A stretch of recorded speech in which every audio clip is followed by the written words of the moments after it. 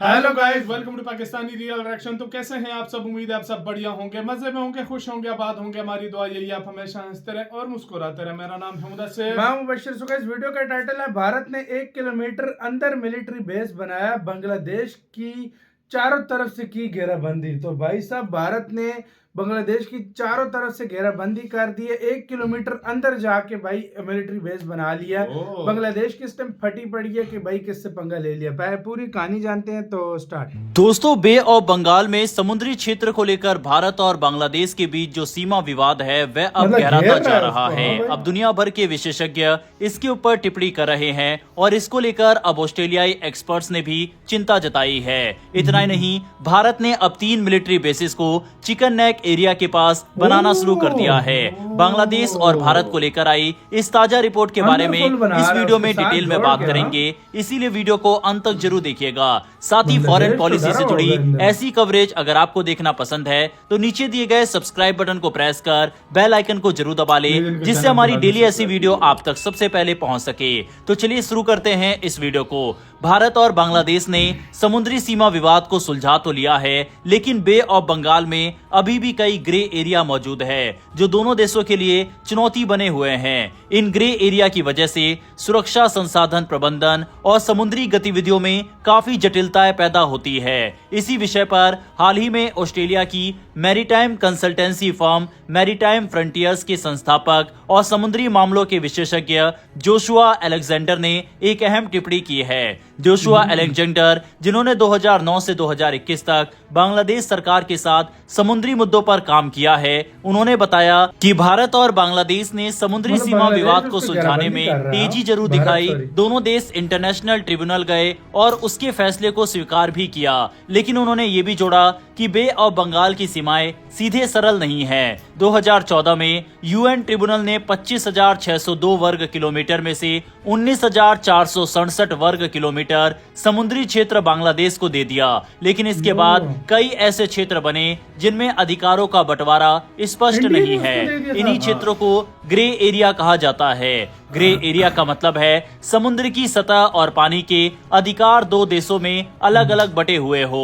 उदाहरण के तौर पर इन क्षेत्रों पर समुद्र की तलहटी पर बांग्लादेश का अधिकार है, लेकिन पानी के स्तंभ यानी वाटर कॉलम पर भारत का अधिकार है। ऐसी स्थिति में किसी भी गतिविधि का प्रबंधन मुश्किल हो जाता है, क्योंकि दो देशों की अनुमति के बिना कोई भी कदम उठाना जोखिम भरा हो सकता है। अलेक्जेंडर का कहना है कि बांग्लादेश चाहे तो समुद्र की तलहटी पर ऑयल प्लेटफॉर्म बनाने की अनुमति दे सकता है, लेकिन उस पर भारत का भी दखल होगा, क्योंकि उस संरचना के ऊपर का पानी भारतीय अधिकार क्षेत्र में आता है। इसीलिए जब तक भारत और बांग्लादेश मिलकर इन ग्रे एरिया को मैनेज करने का एक साझा तंत्र विकसित नहीं करेंगे, तब तक इन क्षेत्रों का उपयोग सुचारू रूप से नहीं हो सकेगा।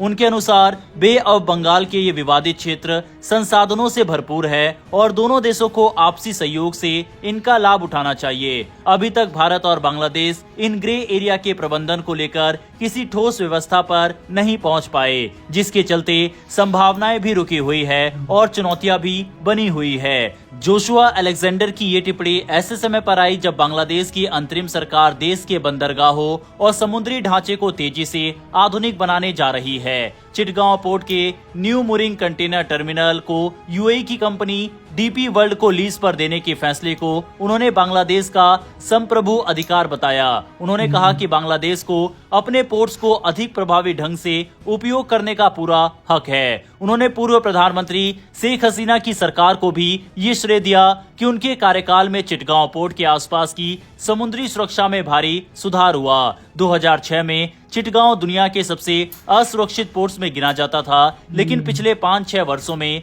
बांग्लादेश ने भारत और अमेरिका के साथ मिलकर समुद्री डकैती यानी पायरेसी से निपटने में शानदार काम किया। इससे चिटगांव पोर्ट की अंतर्राष्ट्रीय छवि और भरोसेमंद हो गई। हाल ही में चीन यात्रा के दौरान बांग्लादेश के अंतरिम सरकार प्रमुख प्रोफेसर मोहम्मद यूनिस ने दावा किया था कि बांग्लादेश सागर का एकमात्र संरक्षक है और वह भारत के उत्तर पूर्वी राज्य को बे ऑफ बंगाल तक पहुंच प्रदान कर सकता है। ये बयान क्षेत्रीय भू राजनीति में नई बहस लेकर आया था।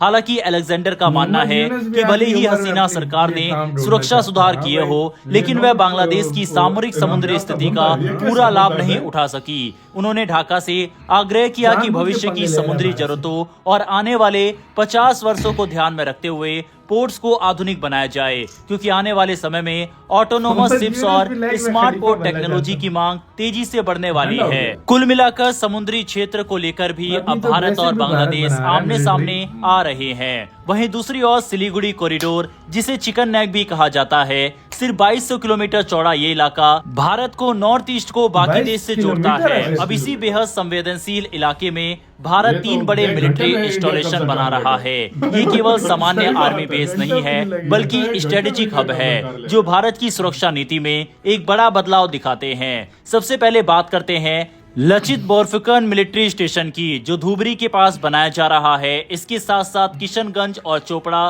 पश्चिम बंगाल में भी भारत ने एडवांस फॉरवर्ड बेस तैयार करने शुरू कर दिए हैं। ये बेस ऐसे समय बनाए जा रहे हैं कि संकट की स्थिति में मिनटों के अंदर फोर्सेस को तैनात किया जा सके।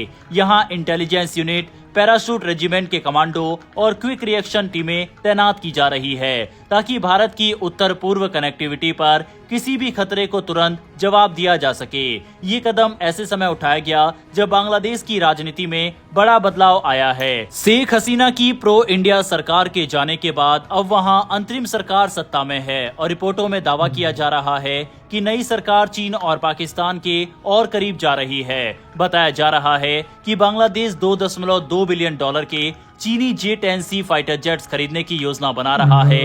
इसके साथ ही चीन के साथ मिलकर ड्रोन निर्माण में भी सहयोग बढ़ा रहा है। दूसरी ओर सबसे पहले J-10C बांग्लादेश का गिरेगा भाई।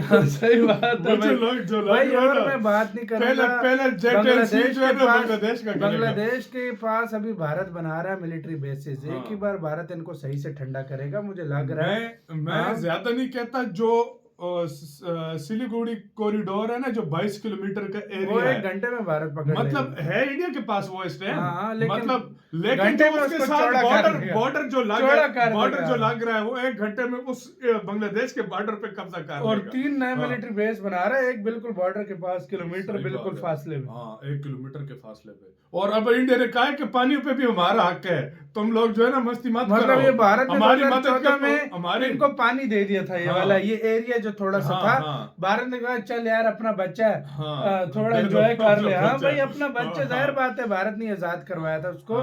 भारत ने कहा अपना बच्चा चलो खुश कर लेते हैं, थोड़ा बहुत दे देते हैं, अपना बिजनेस वगैरह करे, अपनी तरक्की करे। भारत ने तो नहीं सोचा था ना ये रास्ता हमें तो रोकेंगे। मुझे अच्छी तरीके से याद है खलीफा ने बोला था कि हम रास्ता रोकेंगे।